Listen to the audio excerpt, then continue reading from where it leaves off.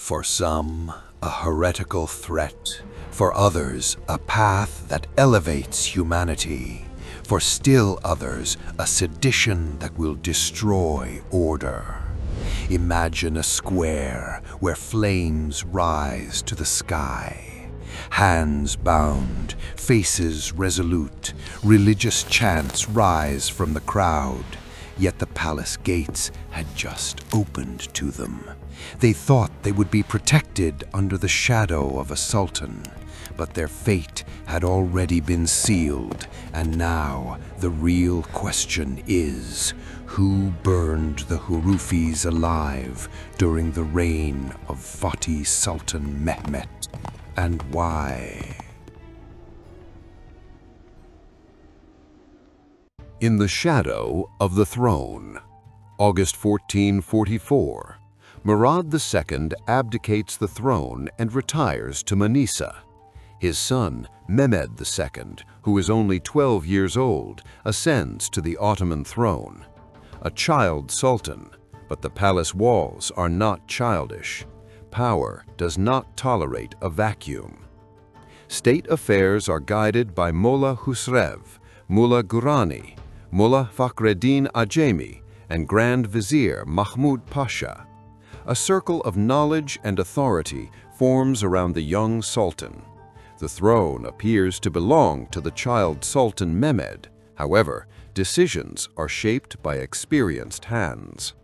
During this fragile period, the palace is not only a center of administration, but also a battleground of ideas. And one of those ideas will soon turn into fire. Time waits for the most vulnerable moment. The risky contact established with the palace. The Hurufis get close enough to the palace to converse with Sultan Mehmet. They speak in the presence of the young ruler, openly expressing their thoughts. This contact is not merely an exchange of ideas, it is an infiltration attempt. However, the powerful figures in the palace view this closeness as a threat. Sheikh al-Islam Molla Fahreddin Acemi declares these views contrary to Sharia law. He believes the Hurufis are attempting to manipulate the Sultan. One day, escaping a trap set for them, the Hurufis seek refuge directly in the palace, at the heart of the state. But the Sheikh al-Islam pursues them, storms the palace, and takes the Hurufis from the Sultan's hands. September 1444, a fire is lit in the courtyard of the Edirne As Mosque. The Hurufis are burned alive. It is said that for the safety of the empire, even the Sultan must be protected. When the first flames rose, it was not only bodies that were targeted, but also an idea. The secret within the letters. Hurufism is a mystical belief system. It rejects the formal requirements of Sharia law. It seeks the secret of humanity within letters. It believes in the sanctity of letters.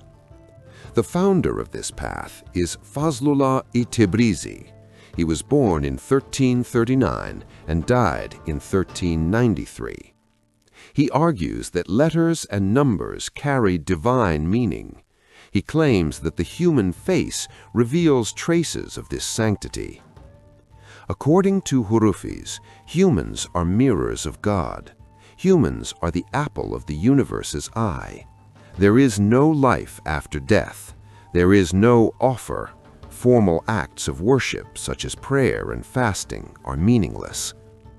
According to them, the world is a paradise for humans. In paradise, there is no need for rules.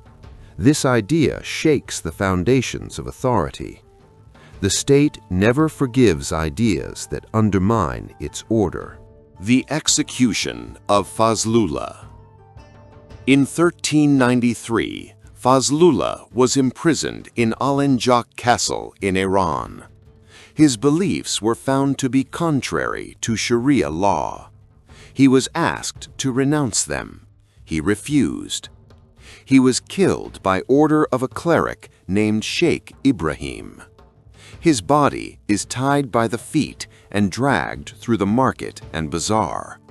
This is an execution. It also serves as a warning. After his death, a comprehensive investigation against the Hurufis begins in Iran and Azerbaijan. Persecution intensifies. Many Hurufi dervishes are forced to flee to Anatolia. Although the idea escapes, the pressure of persecution grows. The secret within the letters. The poet whose skin was flayed. Hurufism spread throughout Anatolia and Rumelia using the channels of Bektashism. Beliefs intersected. A side-by-side, intertwined appearance emerged. Nesimi, a great poet and one of Fazlullah's caliphs, spent many years in Anatolia. He spread his views and trained disciples. In 1418, he was killed by having his skin flayed in Aleppo.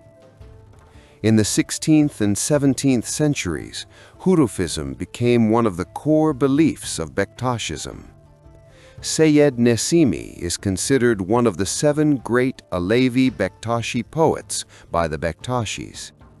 However, the state continues its oppression. Books belonging to the Hurufis are sought, found, and destroyed. Edicts are sent to the Qadis of Anatolia and Rumelia. The fire burns not only in the squares, but also between the lines. The bearded Sheikh el-Islam. Molla Fahreddin Acemi served as Sheikh el-Islam between 1437 and 1460. He was renowned for his scholarship. He was content with little and refused high salaries. He saw himself as the representative of Sharia law. Grand Vizier Mahmud Pasha was concerned about the Hurufis' closeness to the Sultan. He summoned Molla Fahreddin. He explained the situation. Molla wanted to hear the heretics' words personally. He listened to them quietly. When he clearly heard their beliefs, he came out from where he was hiding. He walked towards them. He chased those who fled. He demanded their surrender from the Sultan. He officially announces the death of the Hurufis in Edirne. He gathers the people. He climbs onto the pulpit and declares that they must be killed. He piles wood in the prayer ground. He lights the fire. His beard catches fire, his face burns, but he never retreats. The fire lit in name of faith now rages on. The Great Pit in Edirne.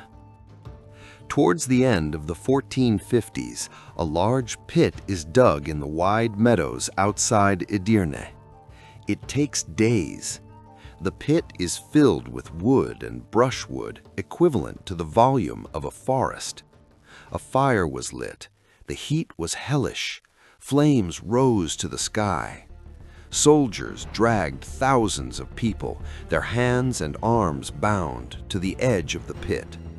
An elderly man wearing a turban uttered the first takbir.